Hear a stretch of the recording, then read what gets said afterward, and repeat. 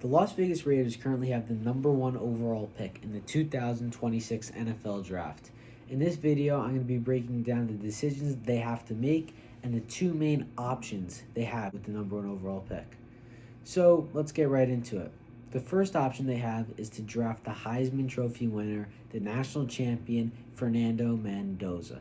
So if they draft anyone with the number one overall pick, it should be Mendoza, and only Mendoza. He's thrown for 3,535 yards, 52 total touchdowns, and he's just got all the best intangibles a quarterback can get. He's a proven leader on and off the field, and he loves football, and he seems like a guy that's just a great guy and built to be a franchise quarterback.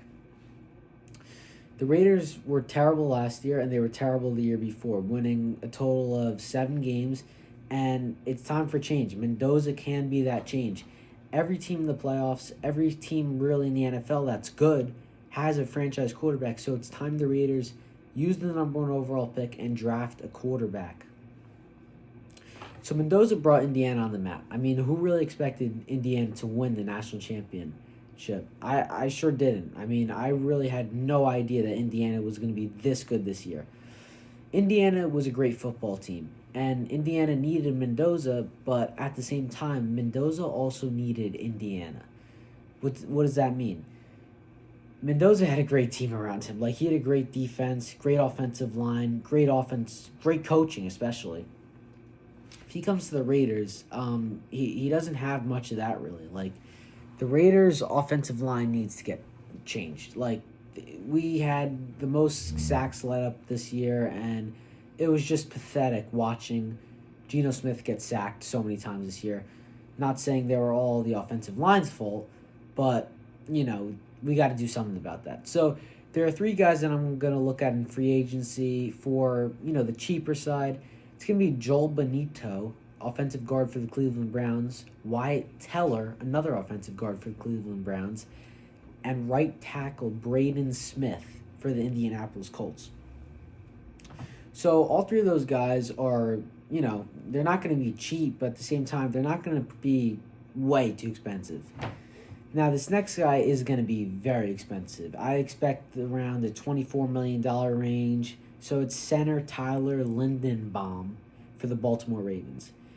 Linderbaum, in my opinion, is the best run blocker in the entire NFL on the offensive line, and he's just a great player. I mean, if the Raiders have a chance to get him, I would do everything in my power to bring him to the Raiders. He's a great player, and, he's going to open up the run games for Ashton Jeanty, and at the same time, open up the passing game for Fernando Mendoza. But now, I want you guys to look at all the other teams that drafted a quarterback in the top 3 picks and worried about the rest later. So look at the Bears, look at the Panthers, and look at the Patriots. In my opinion, the Patriots are the best team in the NFL. The Patriots drafted Drake May and worried about the rest later, and it's working great. They had about $100 million in cap space last year, and they spent a lot of it, and they spent a lot of it on great players. 2 guys from the Raiders that the Raiders, for some reason, didn't want to bring back. Robert Spillane and Caleb on Chason. So my number one thing that the Raiders need to do this year is spend their money and really bring in an offensive line. Because if you're getting any quarterback, you need him to have a good offensive line. And if you don't, it's just he's not going to succeed and it's not going to turn out good. So now I want to talk about the second plan that we have, which is trade down. So there's really only one team that I think has the ability to trade up for the number one overall pick, that team being the New York Jets. So the Jets, they're, not coming off a good year, really. They had no interceptions last year, and yet again, they need a quarterback as well. So if they trade up for the number one overall pick, they can get Mendoza. Thing is, the Raiders, they're going to want a lot for the number one overall pick. If I had to guess, the trade would be something like the Jets' first and second round picks this year and the Jets' first, second, and third round pick next year.